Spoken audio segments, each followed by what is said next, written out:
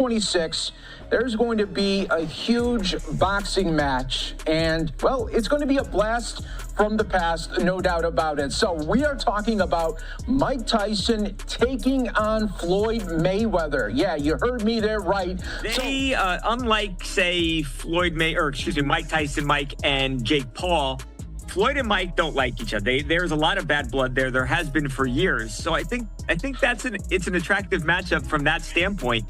We don't exactly know when it's going to be. I've been told it's going to be in spring of 2026, Mike. When the news broke, it felt like someone had dusted off an old sports magazine from decades past and declared it current. But there it was, crystal clear and verified. Mike Tyson and Floyd Mayweather Jr. are actually going to step into the ring together, with the date set for spring 2026. This brings together two absolute legends who dominated completely different chapters of boxing history, representing contrasting weight classes, fighting philosophies, and approaches to the sweet science. We were excited about you and Floyd. Is that still happening, or is that... Yeah, it's happening. Shit, yeah, it's happening. You think I'd give that up? I was minding my business. He challenged me. You look good. How you feeling physically? Incredible. You've been training? Listen, I was wearing an extra large. It looks like I can wear large now. Looking good, man. Still looking... The sports world's response was immediate and layered. First came the shock, then genuine fascination, followed by everyone doing the math on just how massive this could be both culturally and financially.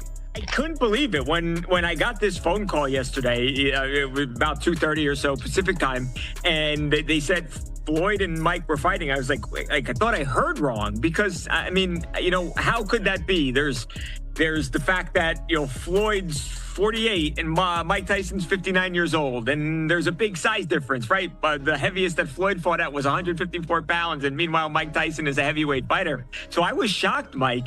But then as I thought about it, look, they're both incredibly famous, popular boxers. Here's the thing that jumps out immediately.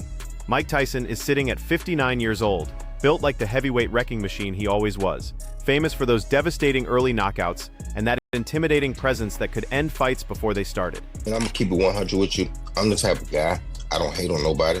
And I don't want to hate on nobody because I'm not really a hater like that. So it's like, if they're gonna do it and make it something big for the public to see, and they're gonna make money doing it, my hat goes off to them, more power to them. I'm not that kind of guy. It's like, you can sit there and pick it apart and say, well, Mike didn't look good against Jake, or this and that, or that and that, but it's not that. It's like, maybe he had a bad night. We'll see what happens this time. So you should never hate on anybody making money in the sport, because... Floyd sits at 48 years old, never lost a professional fight, and spent his entire career maxing out around 154 pounds. You're looking at a serious size difference here. The age gap might be smaller, but in boxing, where split-second timing and stamina can make or break you, every year counts. Some folks are already saying Floyd might accidentally hurt Mike just because of the mismatch. Their exhibition fight being announced for sometime in 2026. I don't know how I'm going to do this in 3 minutes or less, but I'm going to try. I'll take fights not a single person outside of the two fighters involved asked for 2,000, Alex. Seriously, what in the blue hell are we doing here? Nobody wants this, and it literally hurts my soul. And Floyd Mayweather, once again, is just gonna get ya. This is what he's done for so many years with the money-grabbing, opportunistic fights. But how many times are we gonna fall for this? But boxing has been shifting toward these massive entertainment spectacles that blend pure competition with global showmanship.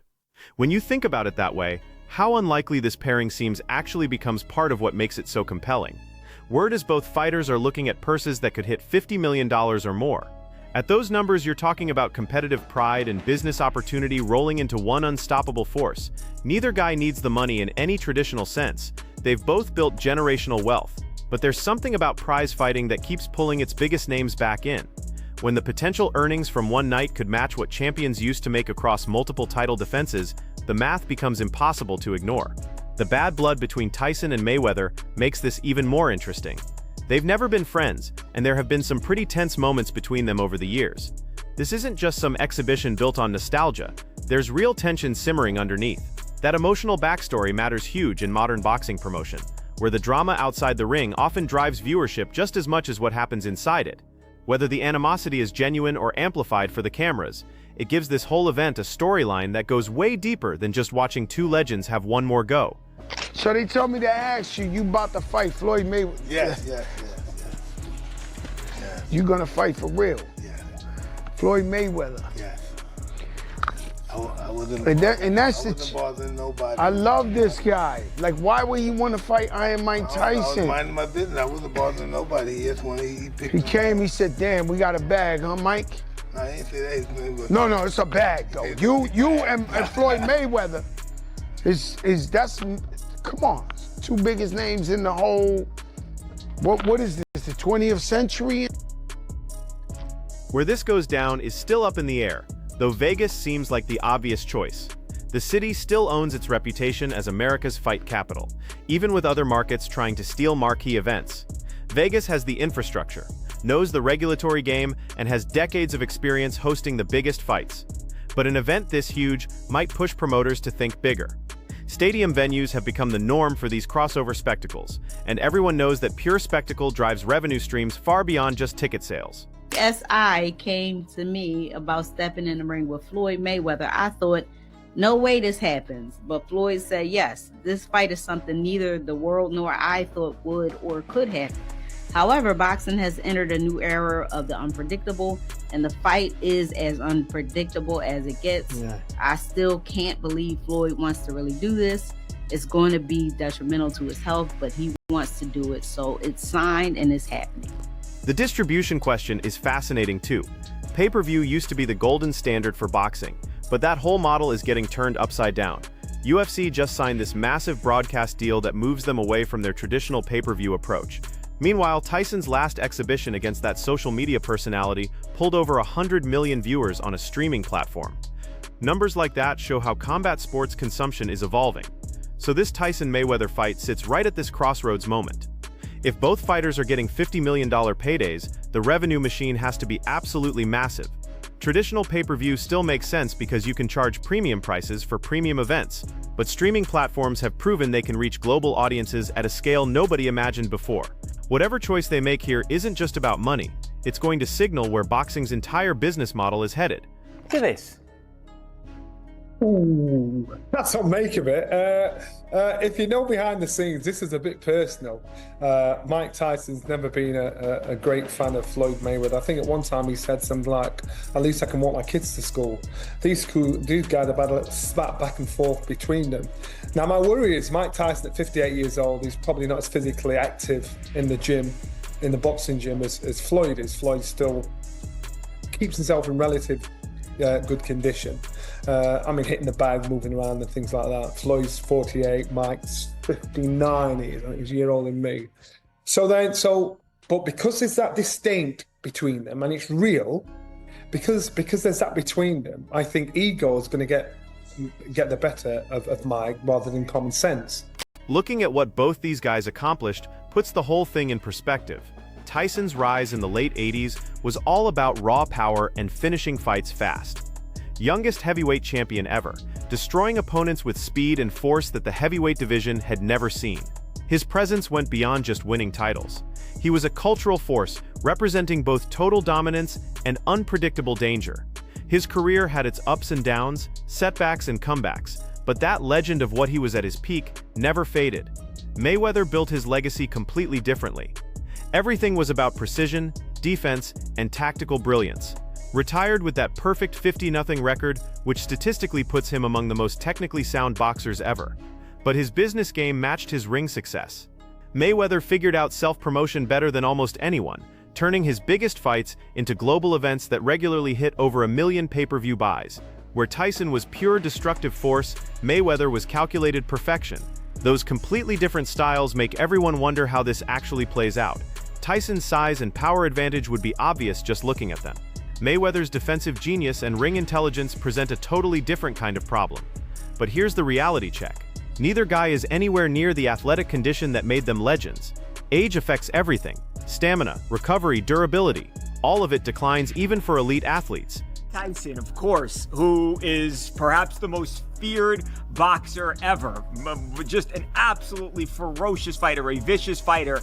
and he and Floyd are going to fight. Now, the fight, we're told, is going to happen sometime in spring 2026. The exact date is not known to us right now, but the bottom line is that we have been told that this is actually happening. It's not something that may happen, may not happen. We have been told that Floyd Mayweather and that Mike Tyson have both signed on that X, that they have both agreed to actually do this thing, and yes, it is going to happen. So this fight might come down less to who they were at their peak and more to who's better conditioned now, who can pace themselves better, and who can perform within whatever modified format they end up using. The bigger combat sports picture makes 2026 look like it could be a landmark year. You've got major boxing matches with current champions filling up the calendar, MMA promotions exploring ambitious new venues and symbolic dates. There's even talk of some major event tied to a national anniversary, possibly in some unconventional location that shows how mainstream combat sports have become. All of it together feels like expansion, not contraction.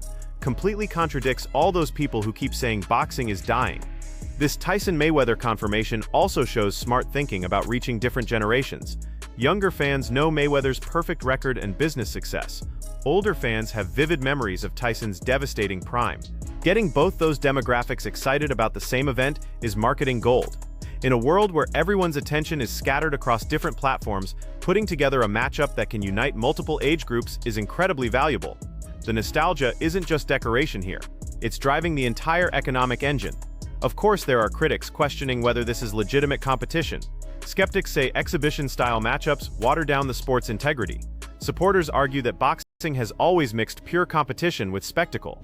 Mike Tyson is almost 60. He just essentially had an exhibition-style fight with Jake Paul, who made sure he didn't hurt him, and Mike looked awful in it. Yes, Floyd is not going to hurt Mike Tyson. He'll move around a bunch, he'll hit him a few times, but are we really going to enjoy this? At the end of this fight, are we going to be like, wow, those two legends really put on a show for us? We got Mike Tyson versus Roy Jones Jr. a while back, and that was fun. Age-appropriate matchmaking, one more go-around. They both had their fighting faculty to them to some degree.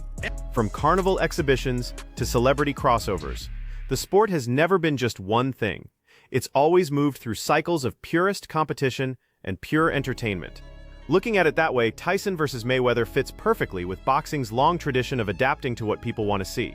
Health and safety are going to be major talking points as this approach. Athletic commissions will definitely impose strict medical requirements, especially given Tyson's age. Training camps will be under constant scrutiny, and pre-fight medical evaluations will shape how confident everyone feels. Both fighters have extensive professional experience, which helps with risk management, but you can never eliminate the dangers that come with combat sports. Balancing entertainment value with athlete safety is going to be a constant focus throughout the entire promotional buildup. The mental game is just as fascinating. Tyson's career has always been marked by emotional extremes and deep introspection. Recently, he's shown a much calmer public face, reflecting real personal growth. Mayweather's competitive identity has consistently been about control, discipline, and strategic detachment. When personalities that different come together, even at their ages, the story potential is enormous. People will dissect every press conference, every training video, every social media post, looking for clues about mindset and preparation. Economically, the effects go way beyond just the two fighters. Host cities are already anticipating tourism booms, hospitality revenue spikes, and international exposure. Broadcast partners are competing for rights that could break subscription or pay-per-view records. Sponsorship deals connected to legacy brands carry extra prestige. This fight functions as an entire commercial ecosystem, not just a single athletic event. I've been doing this for 30 years, and there hasn't been a single fighter that can tarnish my legacy. You already know that if I am going to do something, it's going to be big and it's going to be legendary. I'm the best in the business of boxing. This exhibition will give the fans what they want. So, what do you guys think? So confirming this matchup means more than just putting together a nostalgic pairing. It represents this calculated combination of legacy, rivalry, and market opportunity. Whether the event actually happens depends on financial structure, regulatory approval, and promotional strategy. But the foundation is public fascination. That fascination already showed itself in how people reacted to the announcement. As spring 2026 gets closer, more details will start falling into place. Venue announcement, broadcast model, undercard fights, promotional tour dates, all of it will gradually become clear. Each new piece of information will either fuel skepticism or build more anticipation. What stays constant is the symbolic power of these two names. Tyson and Mayweather aren't just former champions. They're cultural touchstones embedded in decades of boxing history. In a sport that's always balancing its past with its future, this fight represents both at the same time. It taps into memory while using cutting-edge distribution strategies. It invites debates about legitimacy while promising undeniable spectacle. Most importantly, it proves that boxing's ability to create global conversations is still absolutely intact. Whether you see this as legitimate competition, brilliant business, or dramatic reunion of opposing legends, the confirmed battle between Mike Tyson and Floyd Mayweather is positioned to become one of this decade's defining moments. You look at the size difference between these two. Mike Tyson would eat him alive, but now he's 59 years old, and that style suits a young man. It doesn't suit an old man. Floyd Mayweather, even though he might be smaller, he'll be the one that's got the movement. He's got he's still got the run craft. It's like me getting in the ring with a 14-year-old kid that doesn't know half of what I know, but he's got the pace, he's got the movement. And even though Floyd's 48, he'll still have more movement and pace than Mike. So then it's going to be, I want to get him. So to me, it's one of those you want to watch between your eyes. But when I heard, I thought, wow, really? This is an argument that's going to be held out in public. As negotiations move forward and the promotional machine kicks into high gear, attention will shift from novelty to actual preparation. Training footage will be analyzed with scientific precision. Every sparring session, every conditioning update, every rumor leaking from closed camps will get amplified across sports media. At their ages, preparation isn't about sharpening technique as much as preserving what they have left. Recovery schedules, nutrition protocols, and carefully measured workloads will probably define their camps more than raw training volume. The question isn't whether they can train hard, but whether they can train smart enough to perform on the biggest stage. From a strategy standpoint, this matchup forces everyone to recalibrate expectations. Tyson's historical approach was explosive early pressure, closing distance and overwhelming opponents before they could find their rhythm. Mayweather's career was built on the exact opposite: patience, defensive efficiency, and slowly building advantages over time. But neither man can assume the attributes that once defined them are still operating at full capacity. If Tyson burns energy too quickly, stamina could become a critical weakness. If Mayweather relies too heavily on reflex-based defense, even a small decline in reaction time could be costly. The tactical battle might be more about adapting to current reality than recreating past success. Then there's the format question. Recent high-profile exhibitions have sometimes used modified round lengths, different glove specifications, or alternative scoring designed to maximize entertainment while managing risk. If they implement changes like that, purists might complain, but it would also reflect how spectacle boxing is evolving. Whatever sanctioning bodies and athletic commissions get involved will need to balance authenticity with practical concerns. That balance will shape public perception as much as any promotional campaign. The sponsorship picture will be revealing too. Global brands usually attach themselves to events promising cross-generational appeal. Tyson's legacy connects to an era of heavyweight dominance that captured mainstream attention. Mayweather's perfect record and financial success resonated with a generation focused on branding and entrepreneurial achievement. Combining those narratives creates a marketing platform that reaches far beyond traditional fight fans. This Tyson-Mayweather event could follow that same pattern, serving as an entry point for casual viewers who then become interested in current fighters. Mentally, the stakes go beyond financial reward. For Tyson, this might represent a final chapter in a career defined by extremes, a chance to show discipline and composure in an environment that once amplified his volatility. For Mayweather, the fight offers an opportunity to reinforce that invincible aura that anchors his entire brand. Even in a non-traditional competitive setting, protecting legacy remains a powerful driving force. In the end, this confirmed matchup highlights a fundamental truth about combat sports. Greatness never fully retires. It waits for the right combination of opportunity, rivalry, and incentive. When those elements line up, even decades past their prime, that gravitational pull becomes impossible to resist. Tyson versus Mayweather isn't just a fight between two men. It's a collision of different eras, competing philosophies, and economic forces that continue reshaping how boxing positions itself in the modern entertainment world.